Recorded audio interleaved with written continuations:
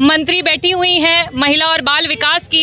एक समय था कि सर पे अपने सिलेंडर लेकर के दौड़ती थी और घेरती थी, और आज वो कहाँ है और सदन में वो सिर्फ और सिर्फ चिल्ला रही हैं। अरे सदन तो आज आपकी, आप सत्ता पक्ष में हैं, आप जो चाहे जिस प्रदेश के बारे में आप डिस्कशन कराना चाहे, बातें कराना चाहे, वो आपके हक की है और आप उसे करा सकते हैं। फिर भी आप आज विपक्ष में चिल्ला रहे हैं, ये दिखा रहा है कि आप काम कुछ नहीं करना चाहते हैं। रागिनी सोनकर जी हमारे साथ हैं। मैम, आज बैठक हुई है, क्या कुछ कहेंगे और क्या अखिलेश जी ने दिया है मूल मंत्र, क्योंकि कल से मानसून सत्र शुरू होने जा रहा? जी, आज बैठक हुई है और एनडीए की सरकार जिस तरीके से विभिन्न प्रदेशों में और साथ ही साथ उत्तर प्रदेशों में गरीबों के साथ अत्याचार, बेरोज़गारी का दर बढ़ता ही चला जा रहा है। महिलाओं के साथ अगर हम एनसीआरबी का आंकड़ा देखें तो किस तरीके से नंबर ऑफ़ केसेस हैं जो हैं वो बढ़ते ही चले जा रहे हैं, उसके बारे में कोई बातें नहीं होती हैं, उसके बारे में कोई डिस्कशंस नहीं होते हैं, सिर्फ़ और सिर्फ जुमलेबाजी होती है।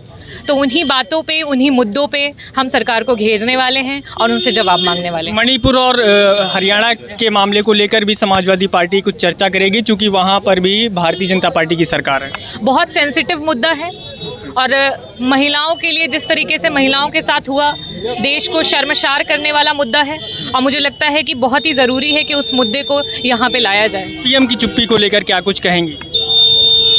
पीएम की चुप्पी को लेकर मैं शर्मसार हूँ, क्योंकि जिस तरीके से वहाँ पे हुआ और महिलाओं के साथ हो रहा है, वो भी उन्होंने उनके पुराने, आप अगर जो भाषण देते थे और जिस तरीके से वो कहते थे, अगर हम नदन पाठ की बात करें कि वो उनके दिल के कितने करीब है, और चुनावी जब उनकी रैलियाँ होती थी तो वो कहते थे कि हम अपने भाइयों और बहनों के लिए, जो एसटी कम्युनिटी के लोग हैं, उनके लिए वो काम करेंगे, और ये आज ये काम कर रहे हैं कि 78 डेज़ हो जाते हैं और उनका मौन व्रत नहीं टूटता है।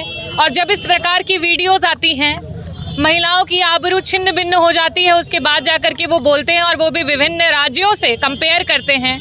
मेरा बस ये कहना है, जो आज मंत्री बैठी हुई हैं महिला और बाल विकास की, एक समय था कि सर पे अपने सिलेंडर लेकर के दौड़ती थी और घेरती थी, और आज वो कहाँ है और सदन में वो सिर्फ और सिर्फ चिल्ला रही हैं। अरे सदन तो आज आपकी, आप सत्ता पक्ष में हैं, आप जो चाहे जिस प्रदेश के बारे में आप डिस्कशन कराना चाहे, बातें कराना चाहे, वो आपके हक की है और आप उसे करा सकते हैं। फिर भी आप आज विपक्ष में चिल्ला रहे हैं, ये दिखा रहा है कि आप काम कुछ नहीं करना चाहते हैं। आज आप महिलाओं की आबरू पे कुछ नहीं बोल रही हैं। जिस तरीके से प्रदेशों में हो रहा है, प्रदेश जल रहे हैं, मणिपुर में जो स्थिति है, हरियाणा में है, और अगर इसी तरीके से रहा तो मुझे डर लगता है उत्तर प्रदेश के लिए, क्योंकि जिस तरीके से बेरोज़गारी बढ़ती चली जा रही है, जिस तरीके से महंगाई बढ़ती चली जा रही है, और कोई भी अगर कुछ भी बात करता है तो उसे जेल में सलाखों के पीछे डाल दिया जाता है।